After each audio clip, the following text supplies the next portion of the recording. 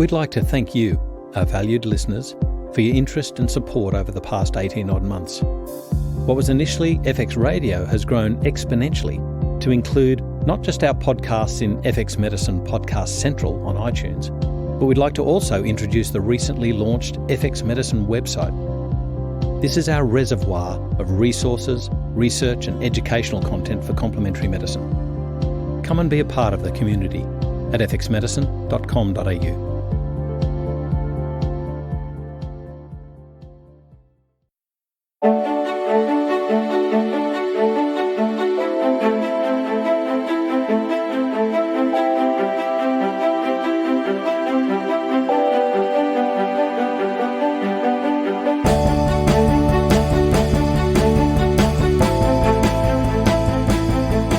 This is FX Medicine, and I'm Andrew Whitfield Cook. And with me in the studio today is Dr. Mark Donohoe, a GP of great renown, who treats very complex conditions nowadays, because his history was looking into patients or the symptomatology and the presentation of patients that had things wrong with them that didn't fit into the medical paradigm. So welcome back, Mark. Well, it's good to be complex, isn't it? I don't know. Mark, today we're going to be talking about the opportunities and the conundrums that we can come into when using probiotics, particularly for medically diagnosed conditions. And you've got a lot of expertise on this, particularly because you have very complex presentation of patients. Yes. Take me through, firstly, what you use probiotics for and segment them out as to like a stratification, if you like. I can take you through the simplistic view, which is complex patients typically have seen a lot of practitioners, orthodox medical and complementary integrative, and I'm at the end of a long line. And typically they've been through dozens of treatments. Nearly all have been on probiotics of some type or form along the way. They've heard of them and they know of the value. When I see people with chronic inflammatory disorders, and I think now it's getting clearer that things like chronic fatigue syndrome involves neuroinflammation, it involves other inflammatory processes of the immune system as well. When I see those, I used to think of how do we control the immune system and think of it systemically. Yeah. Now I think of it primarily as how do we get the gut to be involved in the immune modulation. And bluntly, when I am clear about what the cause of a person's illness is, I will often go for that specific treatment. But for 90% of the people who see me, the very first thing I do while awaiting the result of the testing that I do is get them on really quite high dose, up in the 400 to 500 to even a trillion units, colony-forming units per day, and the Saccharomyces. And I even put them on Mike Ash's old apple, stewed apple, which has proven a real boon. I mean, the number of people, who say, I didn't know I could eat apple, and it tastes delicious, and I'm feeling better, balanced against a couple of people who really needed the FODMAP type approach, who felt terrible and got cramping pains, and I regret. But the vast, vast majority, that stewed apple has actually been a real boon in getting compliance and getting people interested in cooking and getting their gut back in order. So my typical thing is, if we've got inflammation to control, and there's evidence often with standard things like C-reactive protein or the ESR is proven to be raised, or you've got this CD4-CD8 ratio, which is high with low suppressor cell numbers, when there's those indications, to me, the gut and probiotics is the number one way of getting a quick outcome in that first month while they're waiting for results, while they're trying to do something good for themselves. It's the quickest and best way to get people saying, I never knew that I could feel that good in such a short period of time. Can I ask you a little bit about the FODMAP diet and the stewed apple, which really doesn't fit into that? I know. And I take my hat off to the work of Sue Shepherd and others. Who designed this diet looking at fermentable oligosaccharides, monosaccharides, and polyols. Right. Forgive me. I still think FODMAP is a terrible name. Every time I feel like I'm talking about a Muppet or something like that. Yeah, this is a FODMAP. But you're right. We should be aware that many people have found that brilliantly good for managing their symptoms. And particularly for irritable bowel syndrome. That sort of seems to be where it's found its place. However, I have concerns about long-term avoidance of healthy food Sure. groups. And I think we should always be looking at why did this happen and what can we do to heal the issue so that I don't have to avoid those healthy foods. A FODMAP diet in many ways is a medical model of there is a right diet and people should be on the right diet. And there is no such thing as a right diet. If you are not able to manage fermentable oligosaccharide type of foods, the deeper question is why. You can always put a person on a diet. In fact, you'll remember a well-known hospital around Sydney, the low salicylate diet. People went on basically no vegetables, no good foods for their health and felt great. But the fact is, if you stick anyone on no food who's got a gut problem, they feel great temporarily and then they get malnourished. And then you are stuck with the problem of how do we restore a healthy diet in this person? My concern about my medical colleagues is that they're very quick to criticise naturopaths for candida diets and, paleo diets, but they stick them on horrendous diets as far as long-term health and maintenance of health goes and act as though it's medical, therefore you should follow this as if it were a prescription for the rest of your life. And that, of course, is not true. The deeper question of why they need to be on that special diet can be answered, and this is what next year with Dave Perlmutter and Alessio Fasano, this is exactly why we all need to be there, to hear the deeper reasons, what goes on with the genetics of the person who needs a wide variety of foods right through the early years of life, how to not end up as a FODMAP victim in a sense, like where you are stuck on a diet which is not good for your health, how to consider grains, genetics, a variety of diets, so that we're not talking about the diet right for everybody.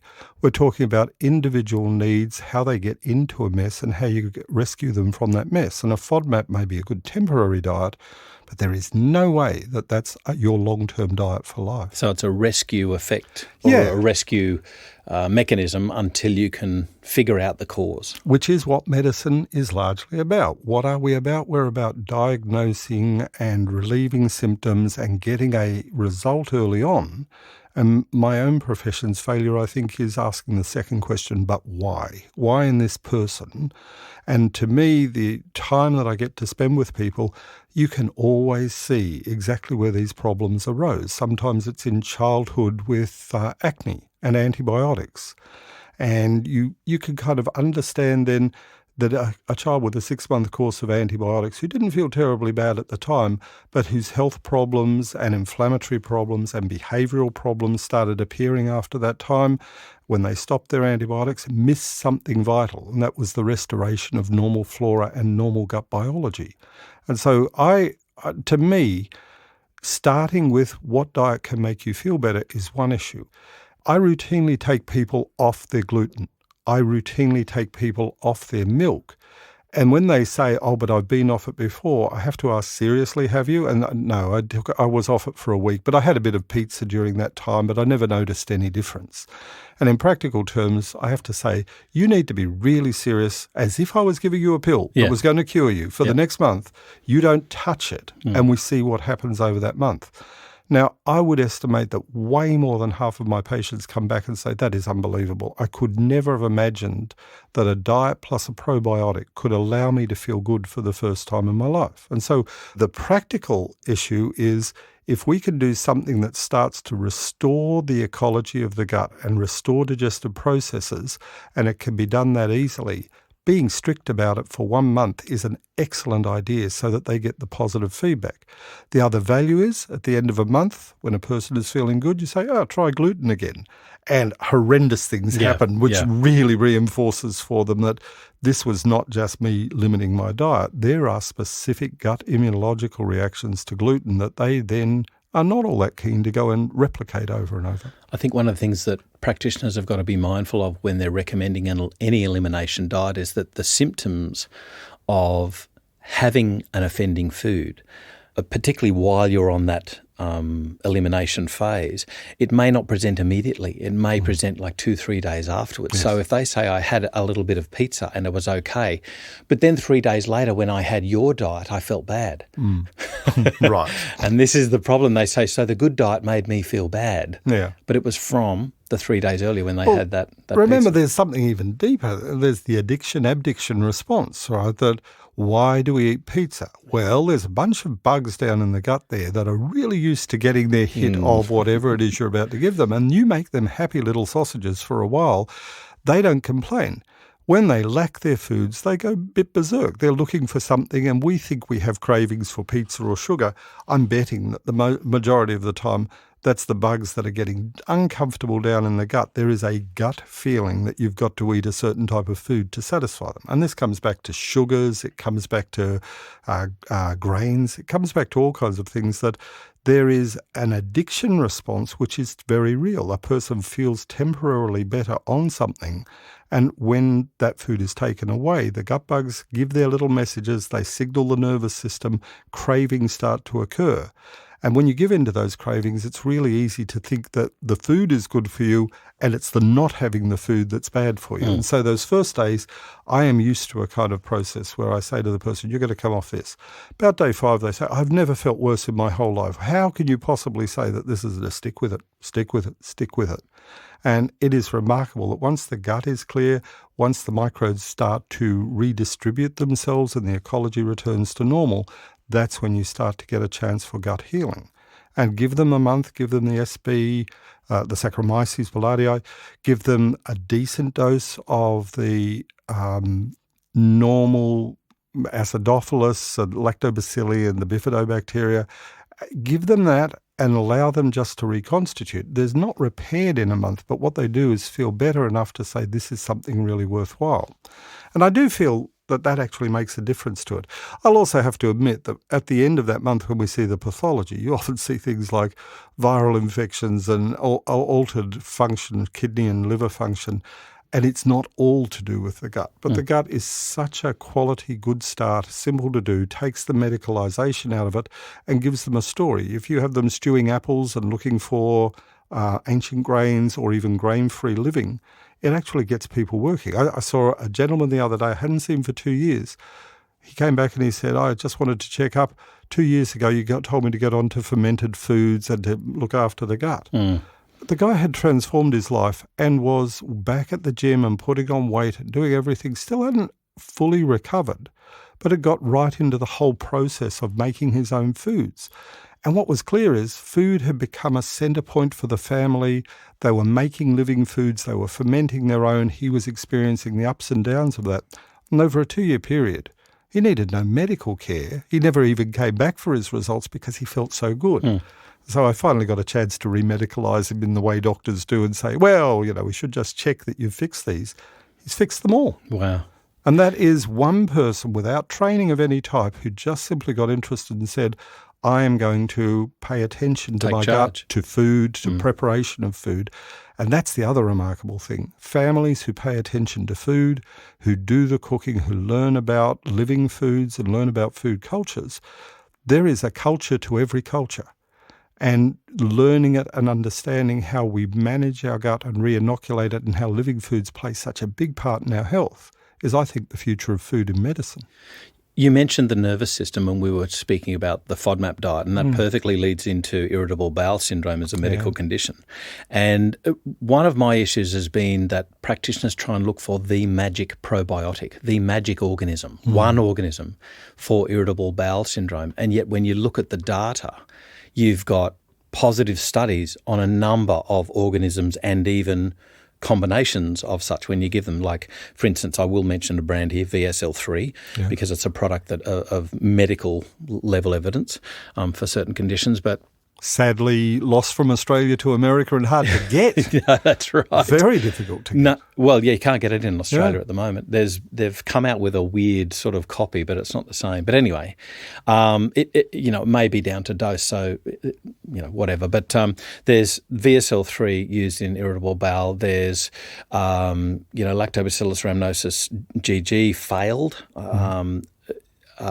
Lactobacillus plantarum 299V had some positive effect, but not with all parameters. Same with Lab 4 combination of species and strains that had positive effect on some but not all parameters. Then there was also Bifidobacterium infantis 35624. Oh. And this the 35625 failed miserably, but that was a good paper because it was Eamon Quigley's group, and he does really good writing. The lead author of that paper was Horwell, PJ Horwell, and it was published in American Journal of Gastroenterology in 2006. So just if anybody wants to look that one up. But I fail to see why people want one organism to do all jobs. Yeah. Us doctors, we always like the purified version of something with a long number and a patent behind it makes doctors feel comfortable, all the way from cannabis to, probiotics. There's something about technical numbers that comes from our learning in medical school and reading papers and seeing very specific things done. And my reading of the literature now is that the foods the prebiotic type of food environment plays an equally, if not greater, importance than the selection of the bugs. There's a degree of self-selection and mass action that's going on in the gut of trillions of organisms changing around in periods as little as 7 or 8 days. You can get really massive changes of the microflora balances down there.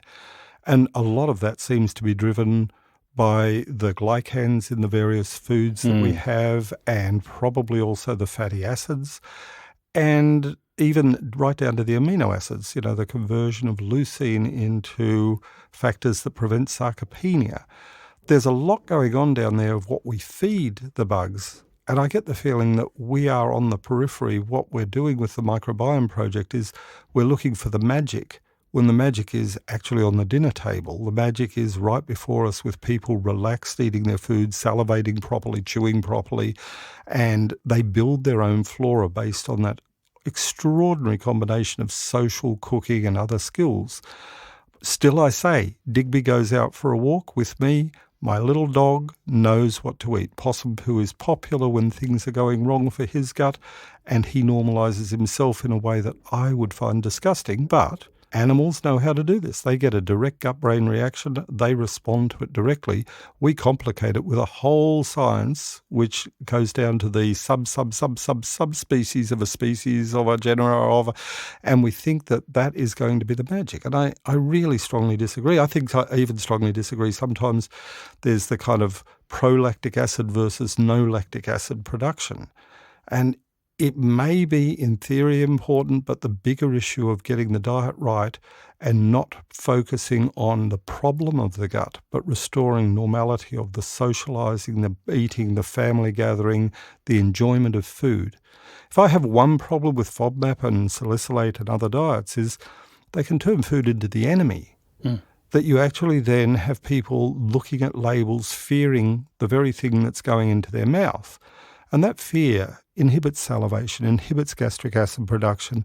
It does a whole range of things to our digestive system which are not good for health. We really have to get around that.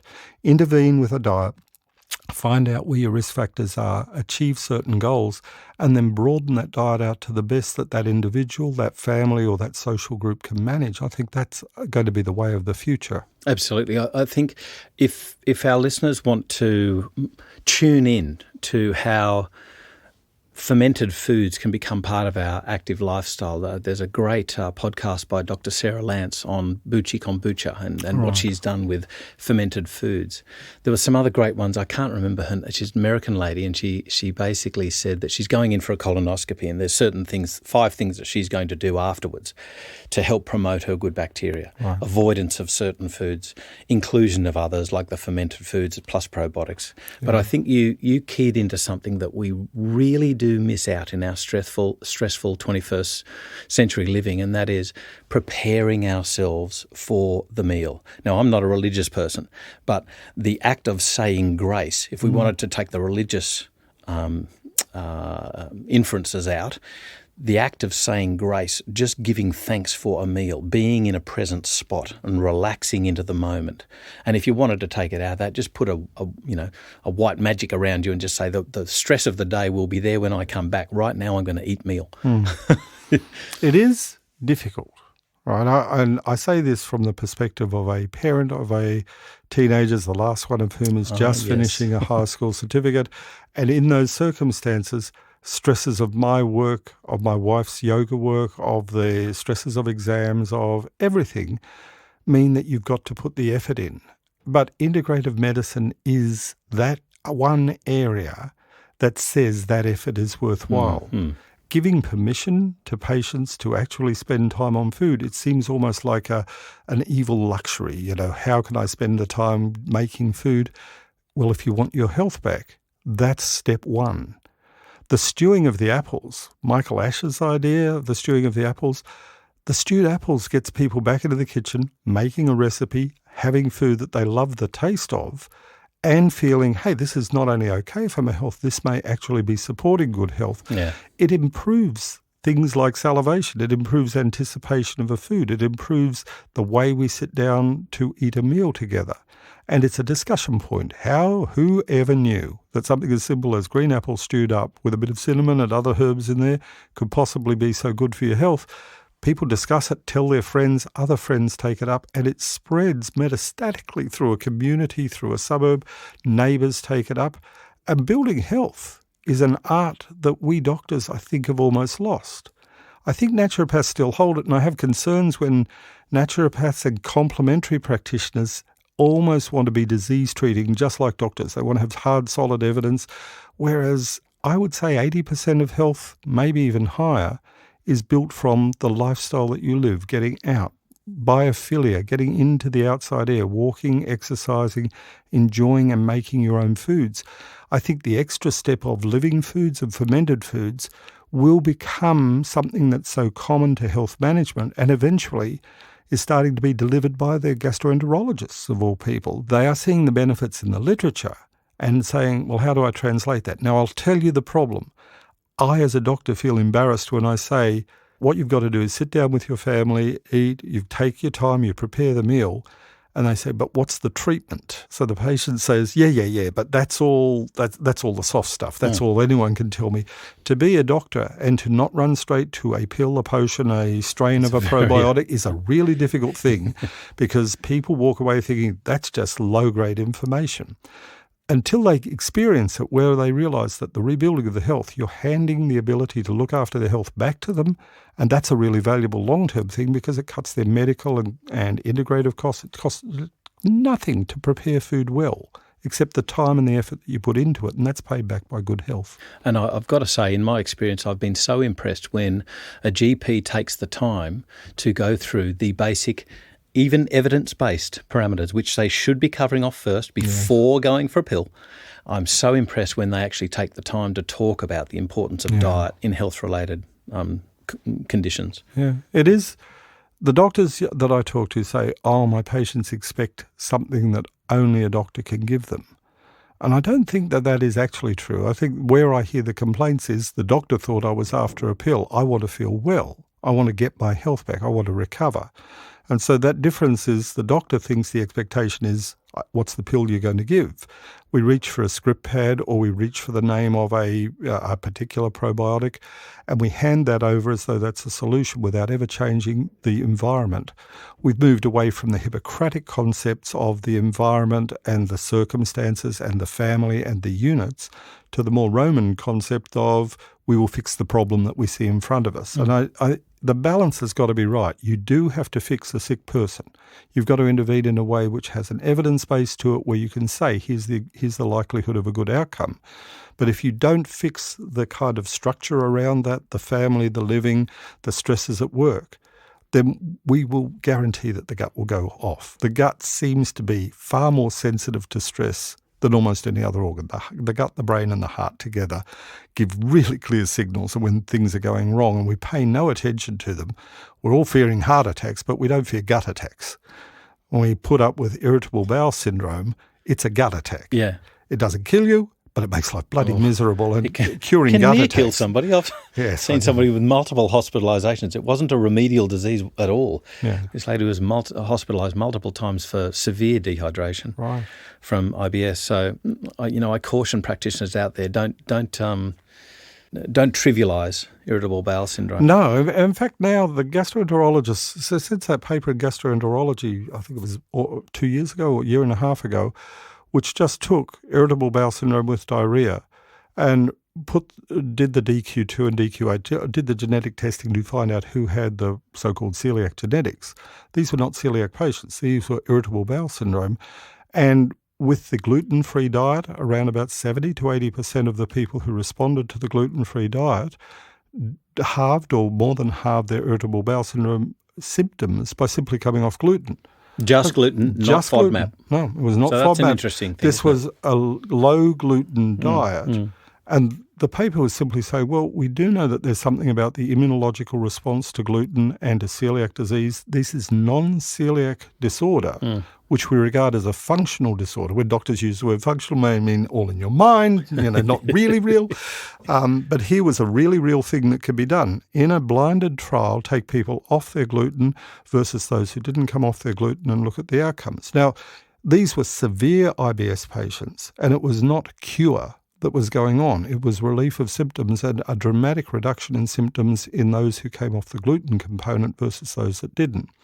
So we still have a lot to learn. And, this is where I think Fasano and Perlmutter next year are really going to be critical to making these distinctions. The broad brushstroke is take everyone off gluten. A lot of people get better. The doctors say, but that's not celiac disease. And the only thing gluten does is celiac disease.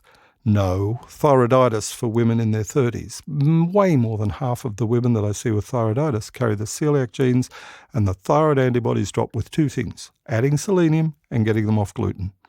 And you can watch the antibodies drop exceptionally reliably with just those two tricks for the thyroiditis. I have some sympathy with the guys who believe, well, it's DQ2 or 8, but there's something else about thyroiditis. And so one view is there's got to be a Yersinia bug because there's mimicry between that and the thyroid, and that's why we attack it. And that picture is yet to be worked out. Do you need a genetic susceptibility plus a grain plus a pathogen? And why doesn't everybody with those celiac genetics go on to develop these problems? But that's the fascinating area. If we know the susceptibilities, why challenge that? Why pick a fight that is unnecessary with a prolamine, which is the component of gluten that the immune system just seems to get annoyed by? I haven't looked at it yet, but I just saw a link last night, and I hope this is correct for our listeners, but I think it's Gastroenterology and Hepatology, 2015, October, and there's a link that's talking, I think the whole issue is dedicated to non-celiac gluten sensitivity. So it'll be very interesting to see the articles that are coming out now. And certainly it will be really interesting to see, the whole array of speakers that we have at the 2016 symposium, Bioceutical Symposium, but in particular, Dr. Alessio Fasano, who is the discoverer of zonulin. Yes. I mean, that's going to be really interesting to hear him talk. Yes, and I think he, not single-handedly, but he has done the majority of work in saying, here's the genes, here's the immunology, here's the reactions, here's the gastroenterological separation of the cells. It's been wonderful over the years just watching him put the jigsaw puzzle pieces together and now watching the gastroenterological specialty moving along in that direction, saying, that answers a lot of things that we did not understand before. Now, like everything, a pendulum will swing too far. Once the gastroenterologists get it, everyone will be gluten-free. And then they'll say, no, it didn't work. See, in 100% of the population, you can't get that. But what I think we can do is always pay attention to the family history. Who in the family either has celiac disease or thyroiditis? The best question to ask to find out if someone is gluten reactive is mother, grandmother, aunts, how many of them had thyroiditis or had thyroid disease? And you get this answer of, how would you know that my mother and grandmother and everyone had thyroid disease? Well, because these genetics predispose women way more than men to getting a thyroiditis, where they go through their 20s, hyperactive a bit, and then they enter their 30s and the thyroid is now malfunctioning, high thyroid antibodies, inflammation, and now doctors focus on treating the thyroid instead of treating the gut. And get back to the gut and you watch the thyroid antibodies drop, and thyroiditis is an eminently treatable disorder. Women now restore their thyroids by going through the diet and the probiotics, managing the thyroid, and they don't have them burned out, they don't have them damaged, they don't have them removed. They get back to functional thyroids about 3 to 4 years later. I had a book, and it was by Thieme Publishers, Thieme, and it was on thyroid disease, and it was looking at the issue of tolerance, and yet they totally missed the input or the interplay with the gut. They spoke about tolerance, but only from an immune cell perspective, not how that immune cell was recruited in the gut. It was really interesting. They missed the game. Just moving on there to a condition which affects many Australians, certainly with our modern day lifestyle, but also is an infectious agent. I think it's a group 1 agent for carcinogenicity, and it's purported to affect around 50% of the world's population at least sometime in their lives, and that's Helicobacter pylori, which is said to be causative in about 95% of gastric ulcers, duodenal ulcers. So, and this was obviously the discovery by Professor Barry Marshall and Robin Warren over in Western Australia. So Helicobacter pylori as a medical disease has been fraught with problems ever since the triple therapy was devised by Professor Tom Borody, and that is that you get poor compliance because of side effects. Yes. Talk to me about what happens in your clinic with the triple therapy and how you circumvent those side effects so that you get better results for your patients. I'm still going to be a heretic here. Right. There is a move back away from Helicobacter as that cause in the medical community. What was demonstrated is that researchers in Western Australia who swallow capsules full or liquid full of Helicobacter can in fact induce ulcers, which is true. Barry Marshall got gastritis, not gastritis, an ulcer. Yeah. But the fact that there is inflammation is true. And I think there's some interesting research that says Helicobacter is an agent which in the right circumstances becomes pathogenic and inflammatory, but which can also exist in non-inflammatory states and may even be a probiotic which has beneficial effects. With hunger. Yes, and so there may be a part to play. Every time we define something as a pathogen, it's like defining something as a weed. A weed, yes. Yes, if you define a weed and St. John's wort is a weed, what's St. John's wort's use? It can be a poison or it can be a therapeutic effect. I take Helicobacter patients and I have discussions with gastroenterologists. We can cure 95% with a single course of the triple therapy. And then I have these patients who comes back over and over and the Helicobacter is there because the person is unwell. It becomes like most bugs, a different bug when things are wrong. Yeah. So people who have hypochlorhydria or hyperchlorhydria, people who are not eating well, the Helicobacter has a whole different life cycle where inflammation is occurring. Because of its survival ability, it's able to stay there for long times. Anything which is an irritant on a mucosal surface will cause cancer eventually. It will cause ulceration earlier. So a mutagen plus a mitogen. Anything in the gut can be mutagenic because we have nitrosamines, we have all kinds of chemicals come through in our food. It's a highly reactive environment, lots of hydrochloric acid, and you get really dangerous molecules around there that requires an excellent mucosal protection. It requires a very deep ability to control this explosion of acids and nitrites and everything else. And when it breaks down through diet or lifestyle, the bugs are always there and now become pathogenic in that area of the gut. So I do think that there's a place for triple therapy in a person who has developed a Helicobacter infection where you want quick control.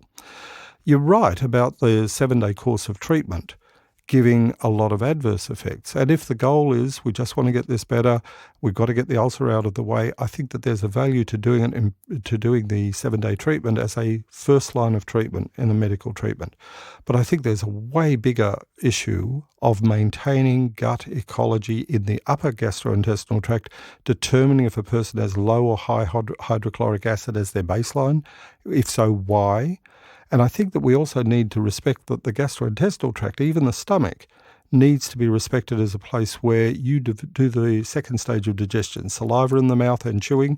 The next stage is you've got to have your acid, you've got to have your mucosal protection, and re-establishing mucosal protection on the stomach wall is a different business to re-establishing it on, say, the ileum or the jejunum or anywhere like that. So I think our simplistic view of there's a bug, there's the ulcers, it must be cause and effect, ignores the fact that the bug is there and becomes pathogenic for a reason and is non-pathogenic in a huge number of people.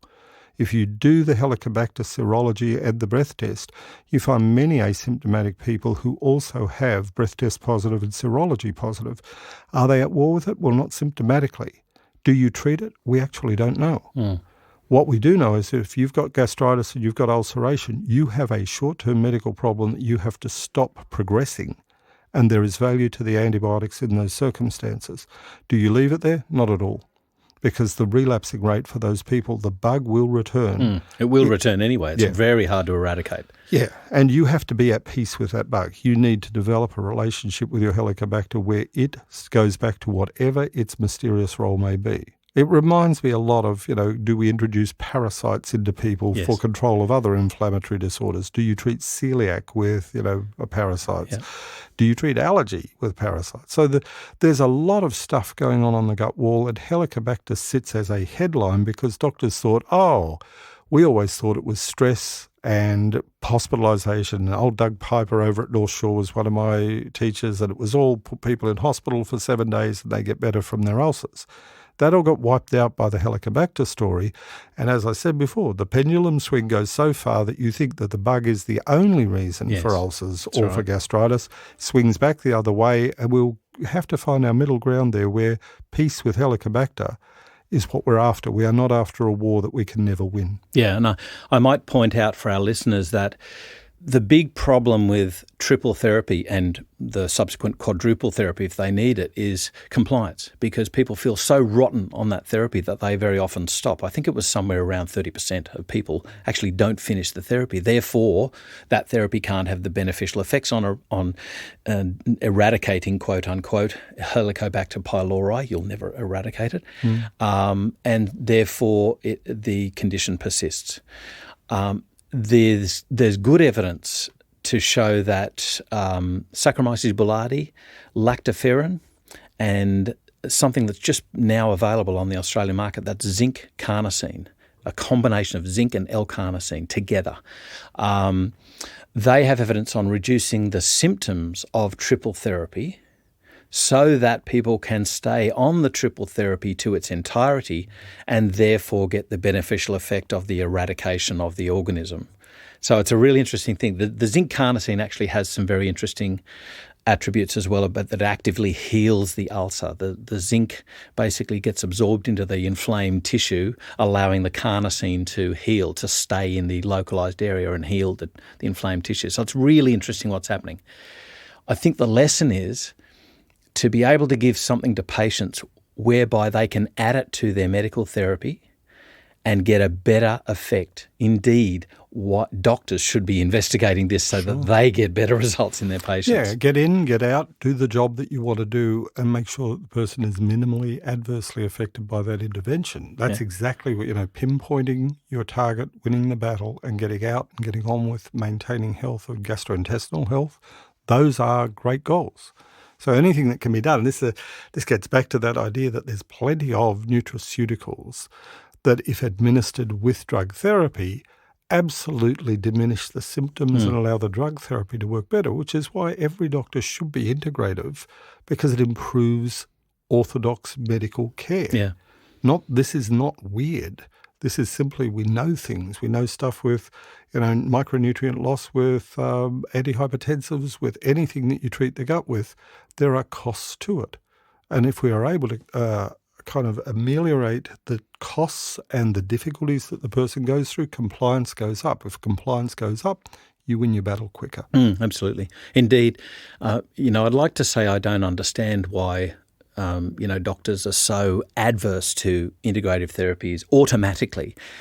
But in fact, I do understand it because I was one of them. Not one of them, but as a registered nurse, I was that medically aligned model. I was so medically aligned that I used to denigrate and relegate any natural therapy that would have been proposed to me, regardless of the evidence. And all I would implore orthodox GPs is to just look at the evidence and then heal your patients. Think of your patients. And remember, we doctors like quick results. Intervention, the Roman model is rubodol or calor tumor, that if you can see something, hold it, you can see the pathology and you can aim your rocket at it. It's a very impressive profession to see that rocket hit its target. Yeah. Is that the end of the story? No. It's the beginning of a story where you've rescued a person from an edge. What do you do as Act 2?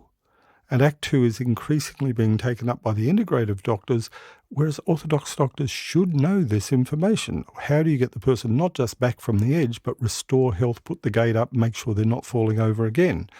Weirdly, the medical model is, if they fall over again, I can treat them next time.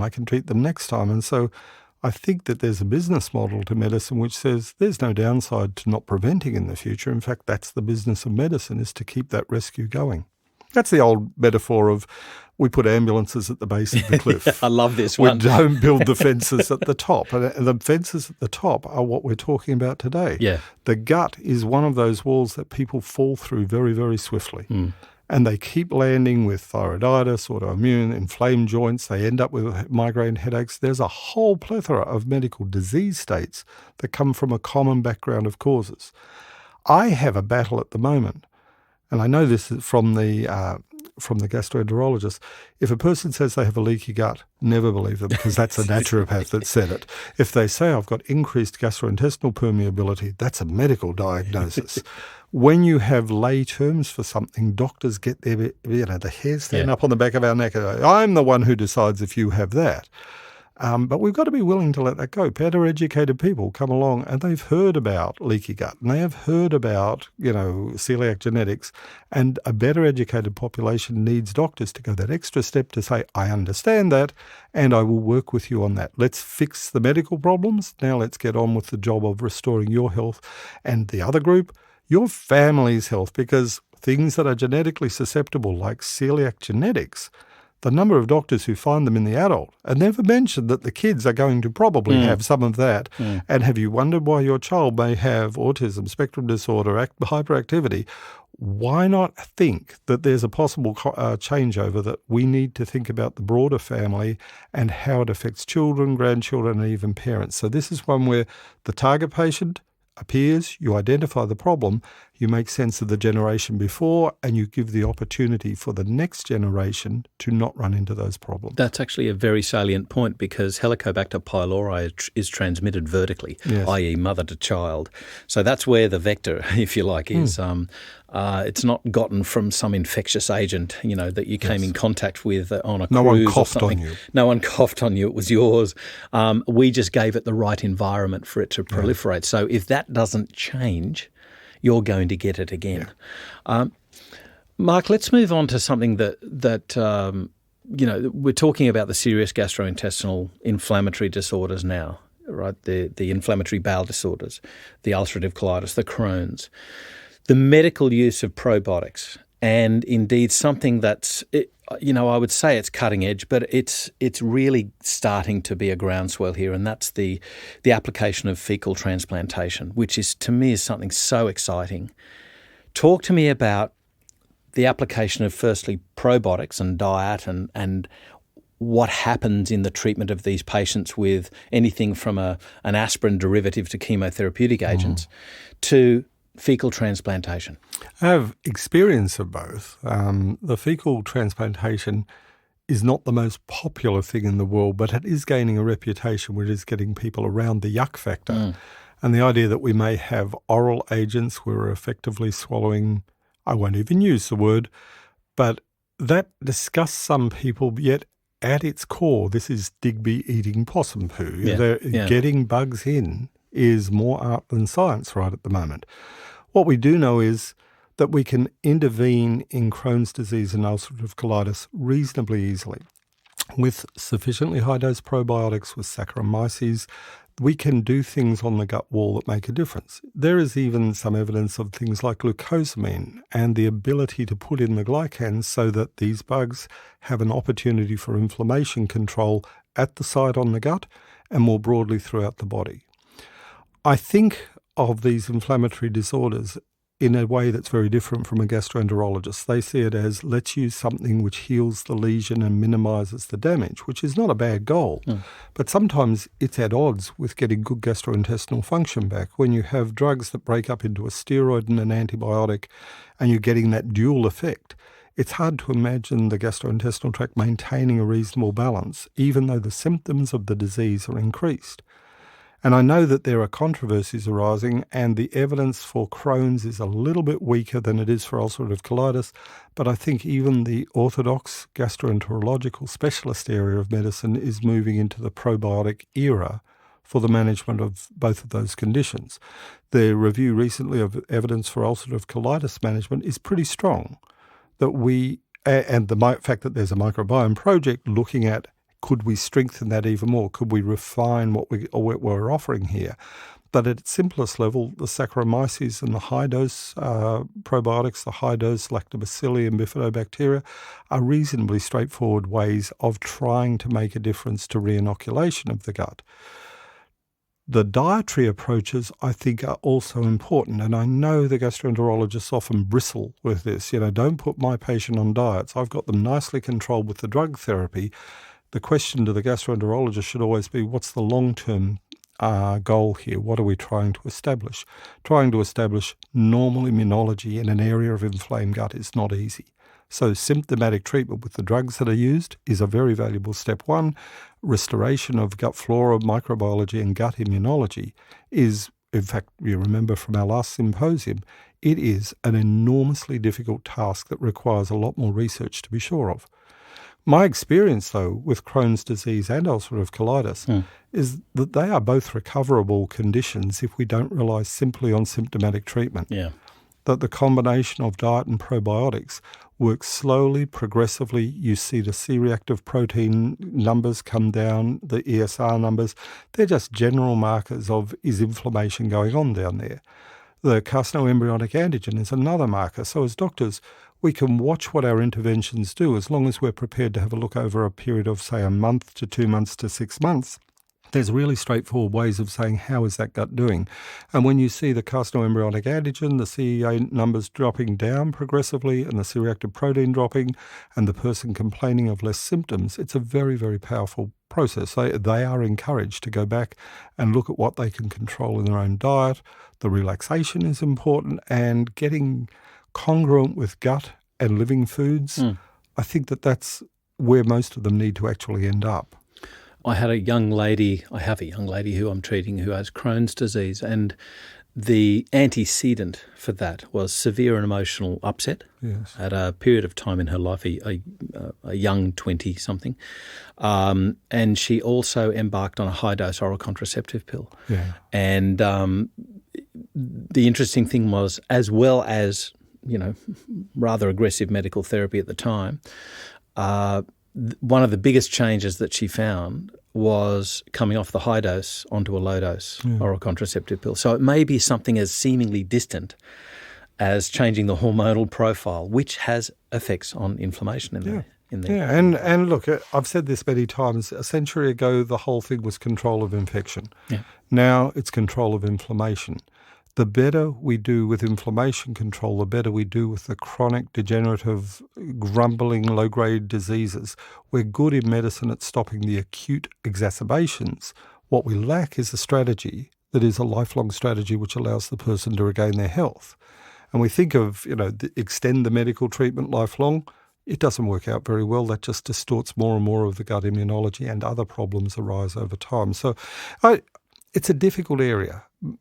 Ulcerative colitis, Crohn's disease, celiac disease as well, they're owned by the gastroenterologists. So the gastroenterologists have to be the ones to come around because they are potentially serious disorders.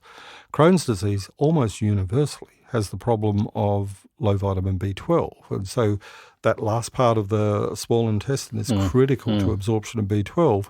And the number of times we forget that the Crohn's person, even though symptomatically controlled, is just destroying their ability to absorb B12 in the distal ileum. Indeed, not just B12, but all of the fat-soluble vitamins as well. So, for instance, vitamin D, was the hero for everything. And some of the trials, the intervention trials haven't been as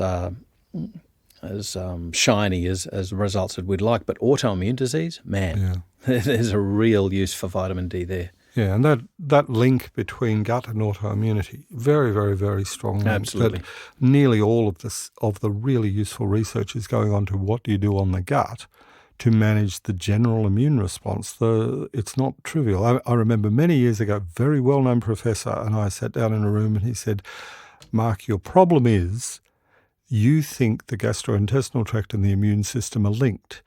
This is why we have specialties. There's nothing about immunology in the gut, and there's nothing about gut in immunology. Wow. It's just where the cells happen to be. And I think now that position will be regarded as absurd. Yeah.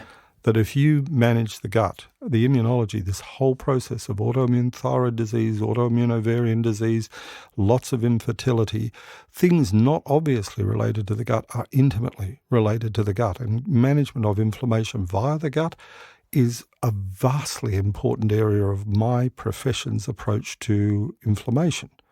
We're always looking for the next drug that will have no side effects but control inflammation. It sits in front of us and it's called diet and it's called the gastrointestinal microbiome, and they do a fabulous job if we support them. It's not drug intervention as such, but the drug intervention is useful only for the initial stages. So, Mark, we've spoken about gut conditions anywhere from Helicobacter, irritable bowel, right through to the really severe ones, the ulcerative colitis, the inflammatory bowel diseases. Can you give our listeners a wrap-up as to when to use probiotics and what other factors you use, what other things you use in combination with them to get better efficacy?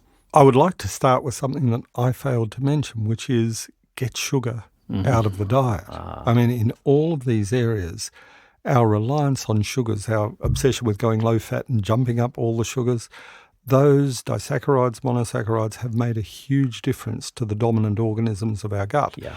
Breaking sugar addiction is a critical part of getting a person on the road back to good gastrointestinal health, whether we're talking, you see, ulcerative colitis, Crohn's, or irritable bowel. It's equally important at all fronts. And people resist it, and it's really hard with teenagers, and it's really hard with people who've become so used to sugar that they can't imagine a diet without it.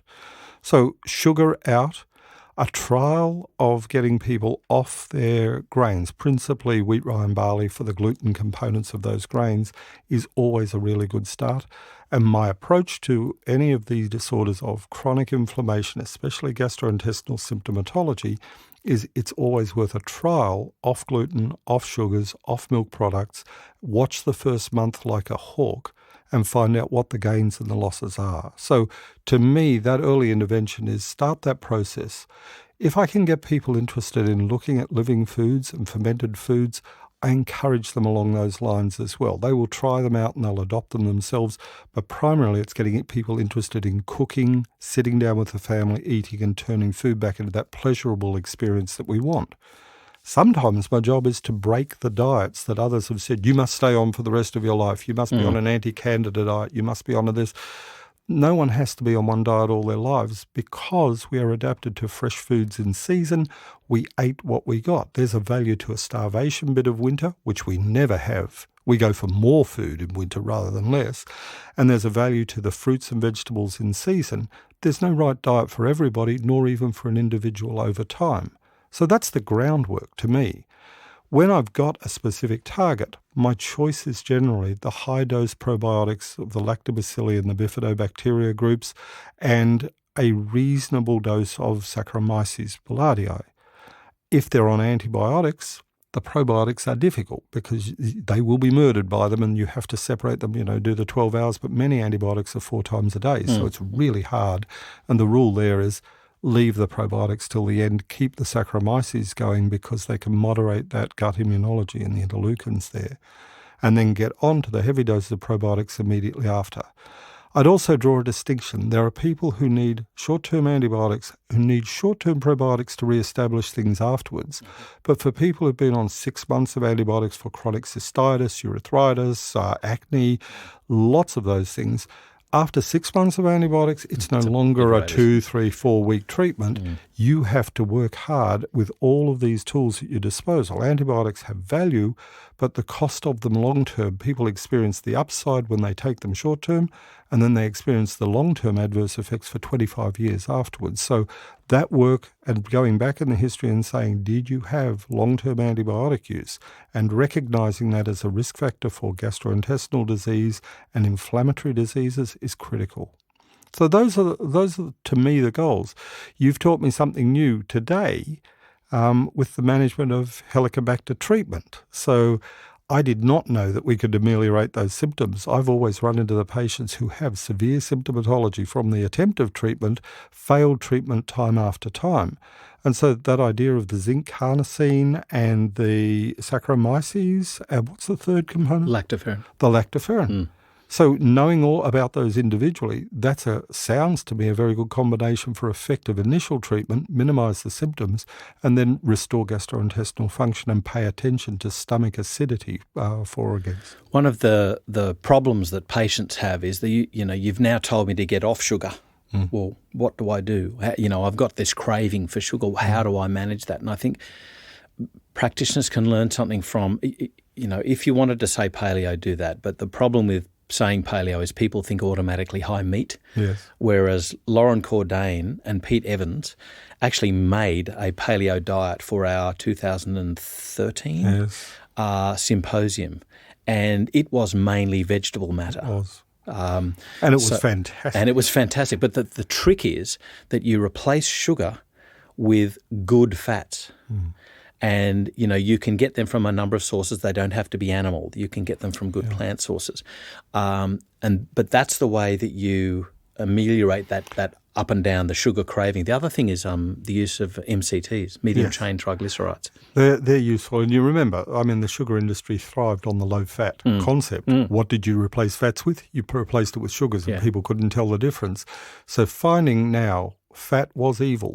Now we're far, far more subtle about that. There are good fats, there are therapeutic fats, there are caloric fats, and being wise in the choice of the fats that we consume is now a very, very big thing. Do we do that for our diet 24 hours a day, 7 days a week, 52 weeks? No. You do not need high-fat diets. There is beautiful fruit that can be in season, and you can go for those sugars. Depending on how you go with fructose generally, I tend to get people off fruit juices as well. Yes. That typical problem of if fruit is good for you, 12 of them in a juice that I can slosh down before I go to work must be even better. No, and that is not food. That is not something that we evolved to be able to take. But eating fresh fruit in season is one of those joys that makes eating worthwhile. But interestingly, this Crohn's patient that I'm treating, if you gave her, she can handle a ripe banana, half of a banana.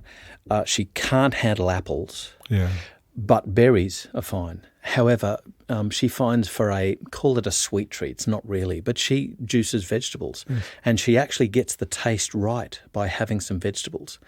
Not too much sugar, but a little bit of that call it a sweetness, if you like. You can add, at the biochemical level and the energy level, you can add the medium-chain triglycerides to give that little bit of a boost that people feel improved and their mitochondria function at a higher level. And so they get the benefits that they've always associated with sugars through a better metabolic process or a more diverse metabolic process that does not have, the glycosylation end products that the sugars are going to have. And it does not feed the gut bugs that we are trying to keep under some control to minimise inflammation. And it's actually a nice oil to take. You can make it into a salad dressing. So it's actually something you can really easily incorporate, this MCT oil. It's people, when I tell them about it, they say, oh, that'd be disgusting having oil. It's not at all. No, it's medium-chain triglycerides are not slabs of fat that you push down. Slabs of lard. And on that note, Dr. Mark Donohoe, thank you so much once again. Your patients must love you because you, obviously by the time they get to see you, they've been through the ringer. So they're the people who are unwell and chronically so. But I love the way that you take time to go into not just the symptoms that are presenting, the little box of symptoms, but the antecedents, the whys and wherefores. How did you get here? And that is probably why these people seek you out to get long-term treatment options. So, I really applaud you, as I always do, but I really do applaud you for what you give back to the community. Nice of you to say so, but I think a lot of it is if you listen to the person's story, they tell you the reason that they're sick. they even often have the answer that no one's listened to. And so time for a practitioner is the critical factor to complex issues like gut disorders. There's always a reason. And sometimes it's in the family history, sometimes it's in the dietary history, sometimes it's elsewhere. But if you listen, I'm amazed at how often people intuitively know where the problem arises and will tell you the answer. It's just a beautiful part of medicine that if you listen, you will learn and they tell you what you are going to tell them right back. This is FX Medicine, and I'm Andrew Whitfield Cook.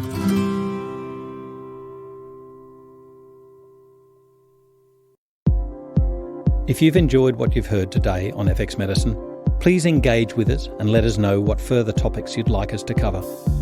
You can get in contact with us through our website fxmedicine.com.au or look for FX Medicine in your favourite social media platform.